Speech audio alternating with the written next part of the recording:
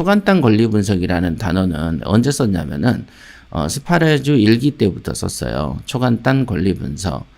그래서 이제 왜 권리 분석을 이렇게 사람들이 질질 끌까?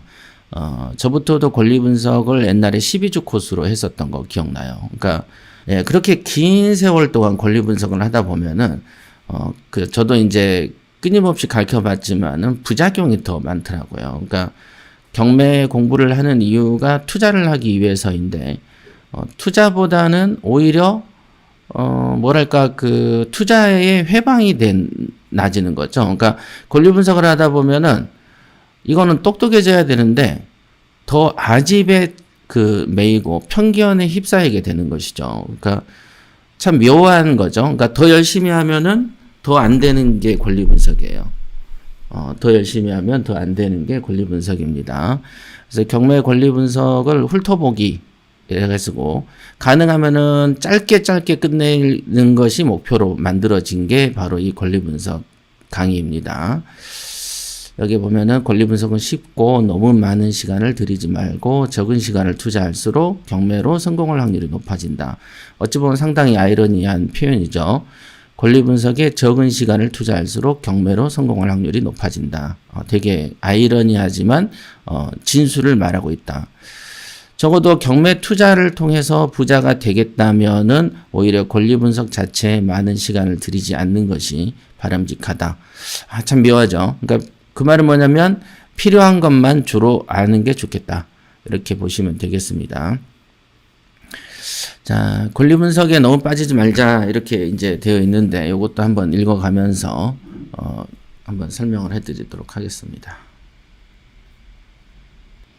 한번 읽어볼게요. 통상적으로 이제부터는 경매 공부를 배워야지라고 생각하는 순간 뭐부터 하지라는 질문을 만나게 되고요. 그 질문의 정답은 권리 분석부터 시작하자 여기서부터 이제 통상 시작을 하죠. 그런데 나는 그동안 권리 분석부터 시작하지 말라고 가르쳐 왔어요. 그리고 실제로 지금 현재 스파레주 교육할 때도 권리 분석에 대한 언급을 정말 하나도 하지 않죠. 왜 그러냐면은 권리 분석 얘기를 꺼내는 순간에 사람들이 중심을 잃어버리는 것을 저는 이 경매 바닥에서 투자만 23년 했고 교육만 보면은 거의 한 15년 15년을 교육을 한 것 같아요. 그러니까 사실은 경매 어찌 보면은 23년 하면서 23년 내내 교육한 것도 맞아요. 왜냐하면 이때는 컨설팅 직원들을 많이 교육을 했거든요. 그래서 컨설팅 직원을 교육을 하면서 이들이 갖는 수많은 어떤 이제 오류들, 그 다음에 길을 잃어버린다고 해야 되나요? 그러니까 제 길을 찾지 못하는 방식으로 공부를 한다든가 기타 등등 너무 많습니다. 그러니까 공부든 수련이든 뭐든 무슨 일이든 간에 순서라는 게 되게 중요한데 밥 먹는 것도 순서가 있고 옷 입는 것도 순서가 있잖아요. 그래서 뭐든지 순서라는 게 그렇게 중요하다고 저는 어려서부터 알고 있었지만은 많은 사람들은 이 경매라는 곳에 와가지고 길을 잃어버리더라. 그러니까 무엇부터 해야 될지에 대한 어떤 어떤 탐구 없이 일단 출발하고 보는 거죠. 그러니까 하다못해 배가 항해를 시작하려고 해도 일단은 미국으로 가려면 우리가 미국으로 갈지 영국으로 갈지 일본으로 갈지를 어떤 배의 항로를 결정을 해야 되고 그 다음에 긴 거리에 걸맞는 준비 행위를 해야 되잖아요. 미국으로 가는데 쌀을 예를 들면은 식량을 10일치만 실어가지고 갈 수는 없잖아요. 그죠? 미국 간다면. 그러니까 뭔가 항해를 말하는 거예요. 그러니까 예전의 어떤 실력과 예전의 어떤 생각을 가볍게 하더라도 모든 것은 내가 여정에 따르는 준비라는 게 각각 달라진다는 걸 알게 되죠. 그래서 경매 공부를 한다라는 이 목표는 뭐냐면 먼 미래 20년, 30년까지 보면서 나에게 가장 적합한 길을 체득하는 게 되게 중요한 거 아니겠어요? 그죠?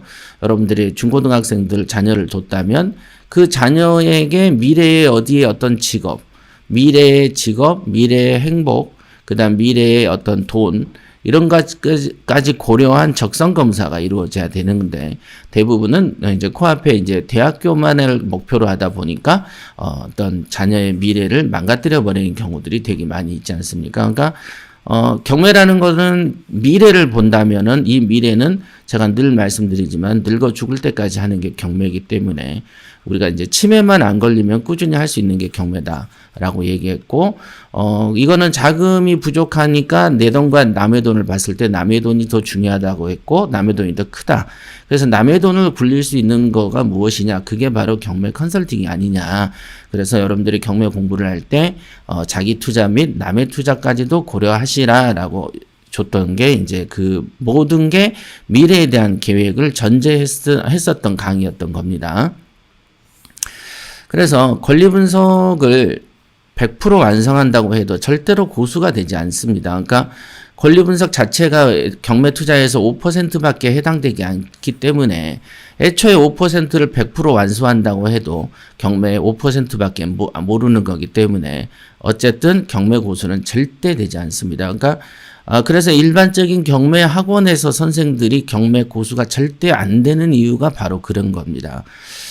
자, 분명한 것은 모순이 아니다는 것이다. 거의 대다수 경매 물건은 권리 분석을 딱히 하지 않아도 될 만큼 안전합니다.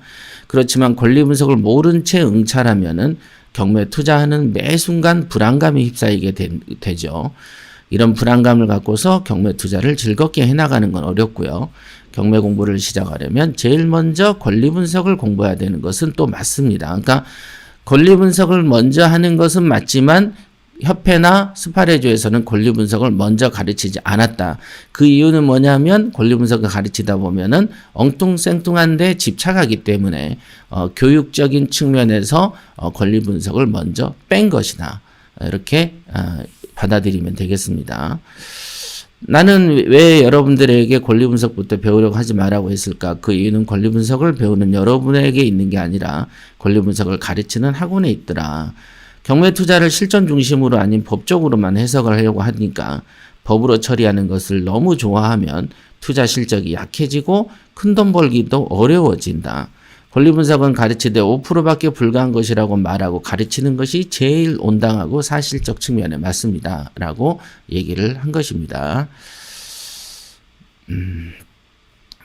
그렇게 해서 이제 여러분들이 읽어보시면 될 것 같고요. 앞으로 이 진도는 이제 이렇게 되게 얇게 쓴 거예요. 되게 얇게. 오늘은 소멸 기준 중심으로 초간단 권리 분석 표가 1편 한 2개가 있어요, 표가. 근데 그 중에 1개에 대해서만 얘기를 좀 해드릴 거고요.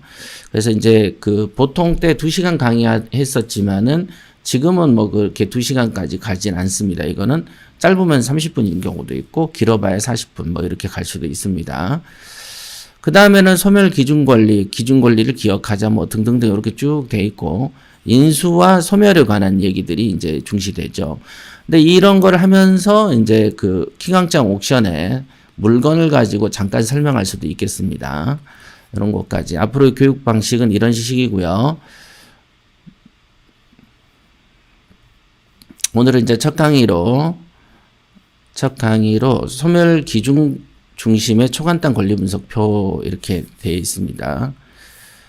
권리 분석에 많은 시간을 투자하지 마라라고 이렇게 분명히 옆에다 적시해 놨습니다.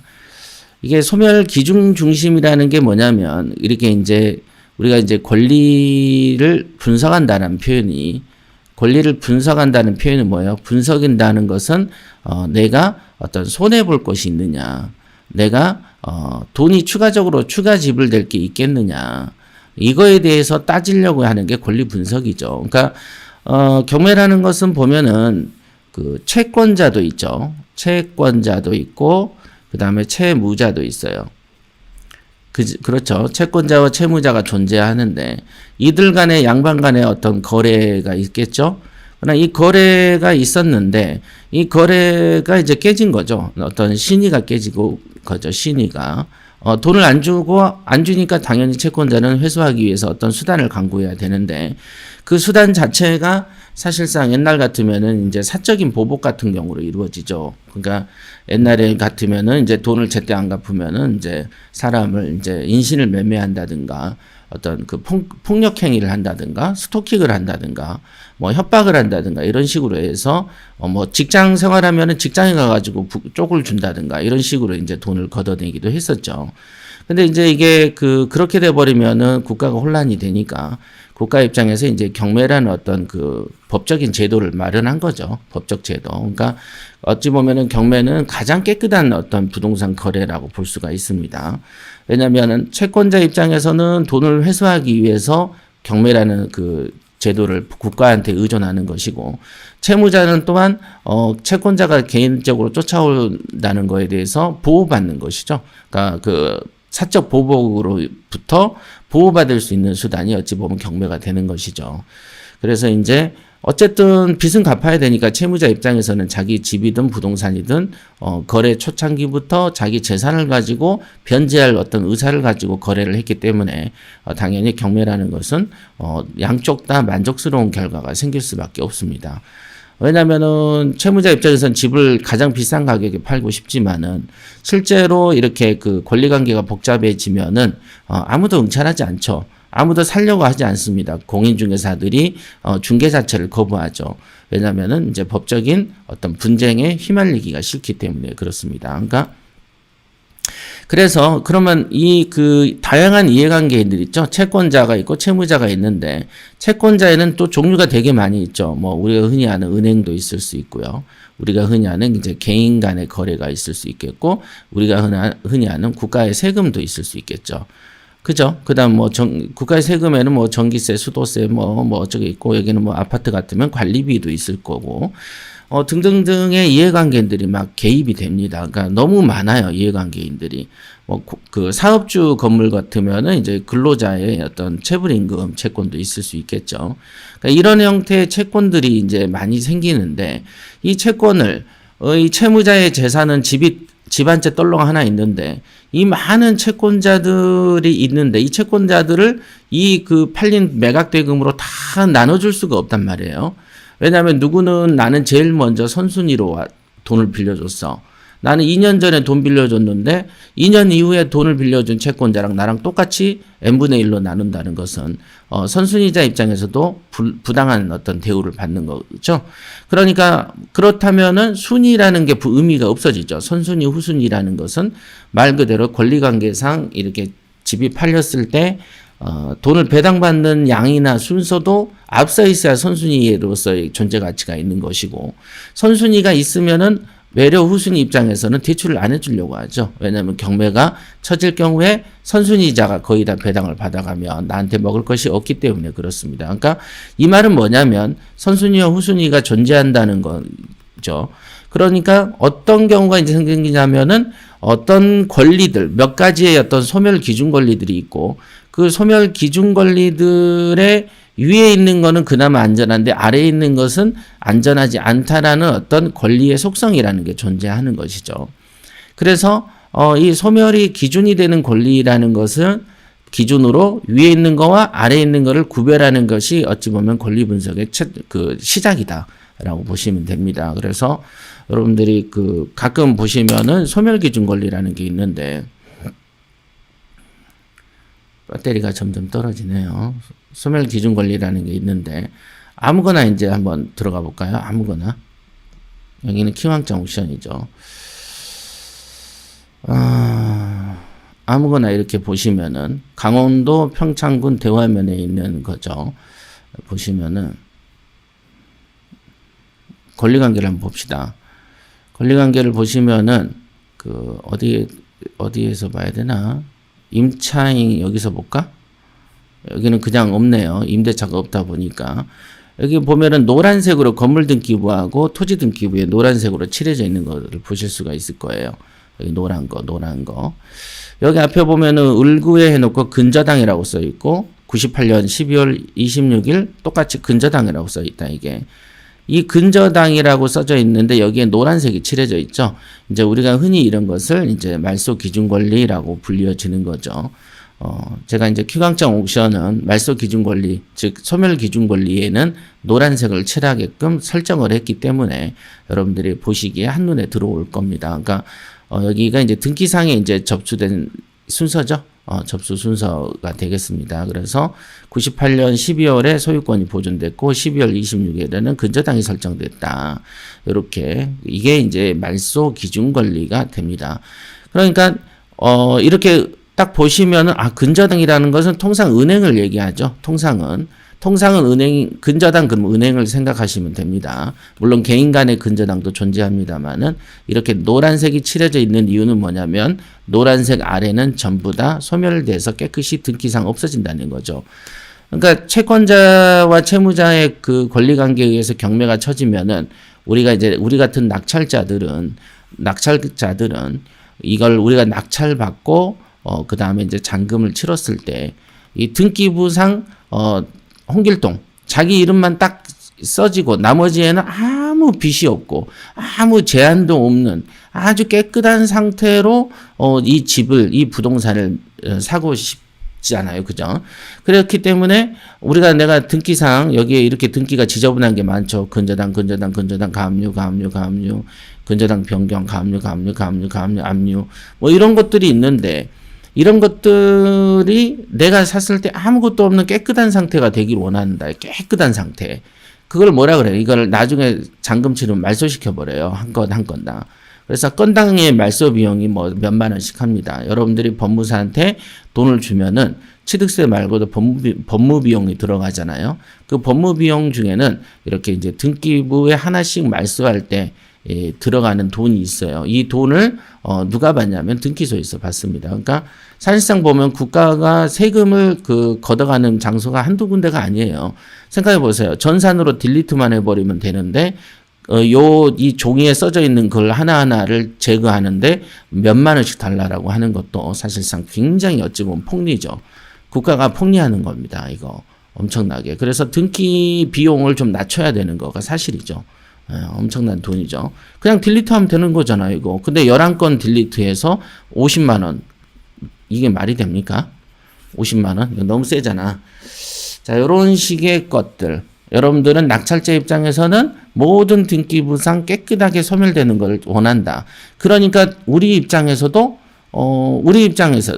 건 낙찰자죠.